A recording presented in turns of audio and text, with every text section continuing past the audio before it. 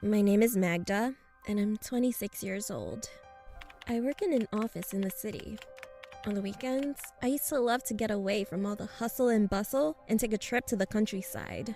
Luckily, I have a cottage in a small village which is located right at the edge of the forest. How are you? Why? Hold up. A cottage at the edge of the forest. Okay.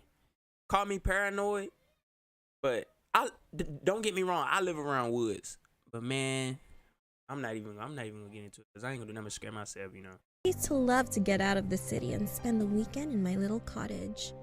Why did I stop? Well, I'll tell you.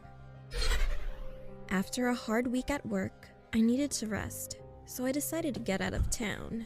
I went home, packed my bags, threw them in the trunk. YouTube, if y'all wondering why I keep looking like this way and then looking that way, I have two monitors. So I'm just gonna pick a monitor. I'm just gonna keep watching this one. And drove off. When I arrived in the village, it was late in the evening and I was tired from the long drive. I went straight to bed and fell asleep quickly. In the middle of the night, I was awakened by the sound of my car alarm going off. I looked out the window, but there was nobody in sight. I found my car keys, pressed the button to shut off the alarm, and the awful noise stopped. I laid back down and tried to fall asleep. All of a sudden, the alarm went off again. I didn't feel like getting up, so I just grabbed my keys and pressed the button once more. Everything was peaceful and quiet again. However, 5 minutes later, the alarm went off a third time. Once or twice could have been an accident, but now I was wondering what was going on. Could someone be playing tricks on me in the middle of the night? I got up again and pressed the button to turn off the alarm. But this time, I didn't lay back down. I stood at the curtains and watched. After a few minutes, I saw something by the light of the moon. A shadow emerged from the bushes and slowly approached the car. That thing about 10 feet tall. Hold up. Shadow emerged from the. Oh no! Blah blah blah. Anything, bruh. That man, dog. I'm not even gonna get into that, bruh. But hold up. What would y'all do if y'all see something like that big? I wouldn't even know how to act. Bushes and slowly approached the car. I could just about make out the shape. It was something tall, skinny, and black. The figure. It was KD. It was KD. It's KD. We're coming for you. Reached out with its long, thin arms and knocked on the car. The alarm went off again, and quick as a flash, the dark figure retreated back into the bushes. KD, you not slick. We see you. Off again, and hockey stick legs and everything. We see you, KD. Quick as a flash, the dark figure retreated back into the bushes. At that moment, I realized what was going on and began shaking with fear. I turned off the alarm and continued to watch. The thing emerged from the bushes again, slid silently over to the gates, threw a hand through them, and removed the partition holding the gates closed. I was paralyzed with fear, and I couldn't move. My mind was overcome by panicked thoughts. What was it? What did it want from me? What was it doing? Would it ever go away? A shiver ran through my body, from my head down to my toes. My mouth was dry and my heart was beating fast. I was so tense, I was gritting my teeth and clenching my hands into fists.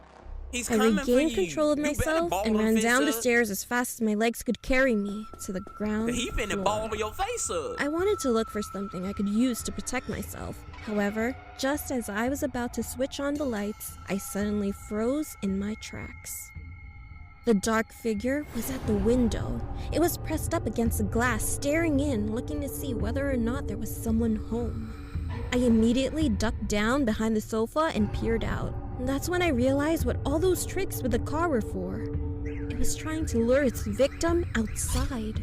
I couldn't take my eyes off its hideous face. Its skin was the color of hell no!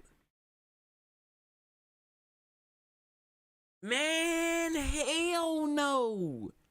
Man, it's nothing you could do. Say goodbye. You gone. Gone. Ash and covered with wrinkles.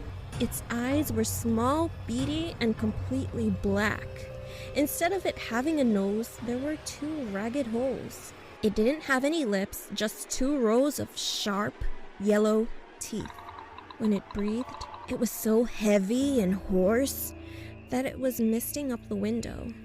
I just knew it wasn't going to go away. After standing at the window for a few moments, I heard a rustling noise as it came to the front door. I watched as it tried to push its fingers through the gap under the door. The handle began to twitch wildly up and down. The creature emitted a chilling sound. It was not like a human voice. It was a deep, beastly growl, like an angry dog chewing on a bone. I knew that if it heard me, it would keep trying until it found a way to get into the house. I crouched down behind the sofa, hiding in the shadows and desperately trying not to make a sound. Tears began involuntarily streaming down my face, no matter how much I tried to stop them. I could feel my pulse pounding in my temples, and I was shaking like a leaf, just waiting for it to end.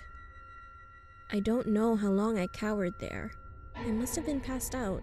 When I woke up and looked out the window, the creature was gone. The door was still in place and everything seemed secure. I've never been so relieved in all my life.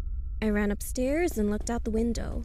It was light outside and there was no sign of anything wrong. Hell no, I would have never stayed Taking there a again chance, after that. I grabbed my keys and without stopping to collect any of my things, I ran out to the car.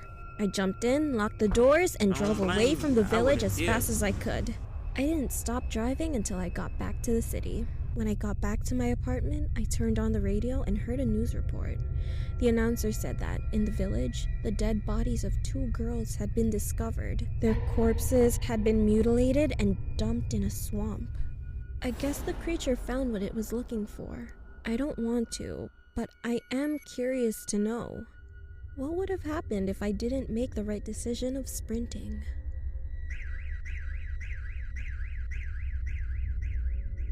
Man.